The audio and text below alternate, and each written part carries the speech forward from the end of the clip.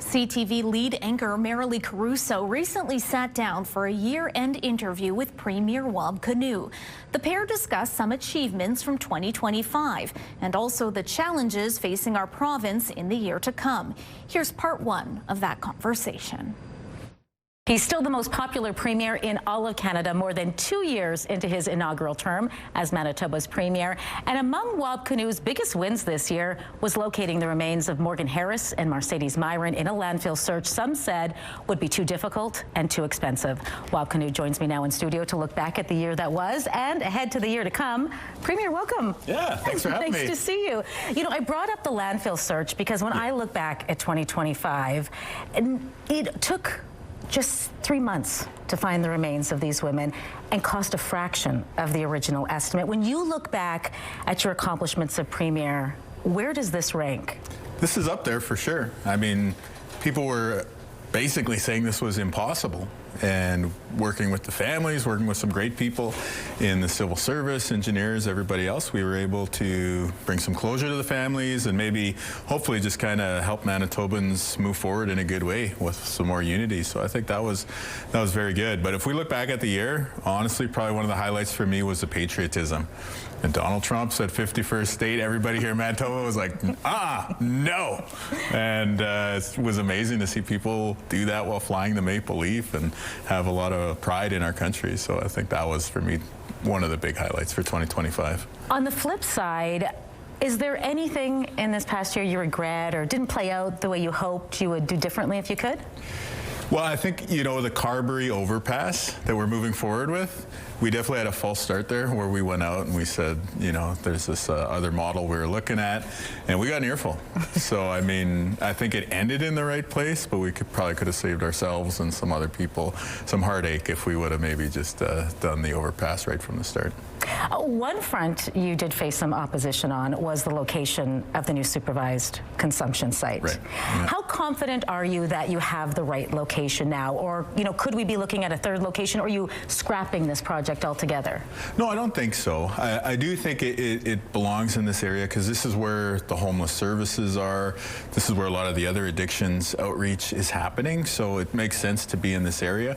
But that said, this is a big step. Our province has never had this before, so I want to be flexible. And if the businesses and other people who are coming out to the consultations have a consensus around we can do one other thing or maybe change a detail that would make people a little bit more comfortable, I think so. We'd be flexible and we'd accommodate those things. So for me, the goal is really to just show flexibility on our side, and then hopefully people in the community, people around the province will show flexibility too and say, you know what, maybe I'm not crazy about this idea at the start, but I'm willing to keep an open mind. And that's all we're asking, because the reason why we're doing this at the end of the day is because we think it's going to help.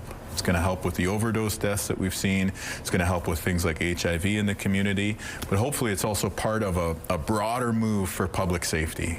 We've been investing in law enforcement, investing in the justice system, investing in drug treatment, the Anoke Recovery Center is one example. So this could be part of that comprehensive approach. During the back and forth over the sobering center, you kind of mused a bit this year about the possibility of an early election call. Are you putting that to rest now, or is that still, yeah? I can put that there. I'm not thinking about an election. You don't have to worry about an election in 2026 from us. You got the city elections, you know, that'll be plenty for everybody. You know, sometimes I have journalists ask me questions, and I like to have a little fun with them. Maybe I went a little too far in one press conference, but I'm not thinking early election. I'm thinking healthcare. I'm thinking cost of living, groceries in particular, trying to move the ball forward for people in Manitoba. Your government is projecting a $1.6 billion deficit, double than what was predicted at this time last year. At this point, how do you balance the books at the end of this term? What sort of cuts or tax hikes do you need to make it happen? Well, we're not raising taxes, so I can rule that out as well, too. Growing the economy, though, if we get the Churchill project moving, that gas plant that we've announced in Brandon, that's going to create a lot of economic activity. So we got to ensure that the economy is growing so that there's more money, more people working, and that can help with the budget. But yeah, we're going to have to tighten the belts as well too. And I think the way that we look at doing that is in the update that we shared. If you look at the government departments, pretty much all the ministers hit their targets. Where we did see the big challenge was on Trump and the tariff threats, and then the wildfires and Manitoba Hydro's drought conditions. So climate change, global warming, and Donald Trump were really causing us the challenges this year. So we got to respond to that. That's reality. That's the cards that we're dealt as a province. But with the ministers hitting their targets in their departments, if we do that again in 26, 27, and then again the 27, 28 fiscal year, there is a path to balancing the budget, and that's what we're focused on. You know, having said that, Trump will still be there over those next couple years. Hopefully the midterms maybe chill him out a little bit, but yeah. You may have to still deal with him. Yeah. You know, they're predicting it could be another dry year. Wildfires could be an issue. Are there any big projects or something you could maybe postpone to make it happen that you're considering? Well, that's always an option, but I think this is not the time to make things worse by either putting people out of work, or construction is one of the big ways to stimulate the economy, right? Like if we are feeling that impact from the Trump tariff threats, which we are, one of the ways to keep people working is to build roads, build bridges, build schools. And so I think it's a balancing act, and while we definitely want to make sure that we're balanced when it comes to the budget, we also got to be balanced with keeping the economy moving. Well, speaking of balancing the books, it's not just tough for the province, it's tough on Manitobans these days as well. Affordability crisis is crippling for a lot of people. You've promised to do a review to see how you can make grocery prices cheaper. Would you consider scrapping the PST on restaurant meals? Because, you know, we heard after the Liberals kind of, gave their Christmas gift last year, it really made a big difference as far as inflation on grocery food prices did. We know what the PST on the gas tax did under you. Is this something you will do in 2026? Well, the gas tax cut that we brought in, that was a big learning experience, because it showed even if, some of the economists out there had their view, the view of the average person was this made a difference. And then we saw it in the inflation numbers too, right? So that was a big learning experience. On grocery prices, which again, this is a major priority.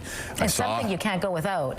Yeah. And the lineup at the new Costco, I think, showed that people in Winnipeg and Manitoba are serious about this. So what we're doing so far is we're tackling the property controls. There's these barriers to competition in the grocery sector that the big chains are using. We're removing those one piece at a time. Hopefully we'll get rid of all of them, and then we'll be the first province in Canada to have true competition in the grocery sector. That should give better prices. Then we're also looking at, there's some areas where we actually do have input on what the costs are that you pay, like the price of milk. So we're going to see what's possible there while still making sure that the farmers, the dairy producers, can make a living. And then, I think in the spring budget, you'll see us roll out the result of these studies and inquiries that we're making right now. Is that something you're looking at, though, removing the PST on restaurant meals? Is that going to be part of this review? I don't know about that in particular, but something definitely facing consumers, something for consumers directly on the price of food, price of groceries. Yeah, I think you can expect that in the budget.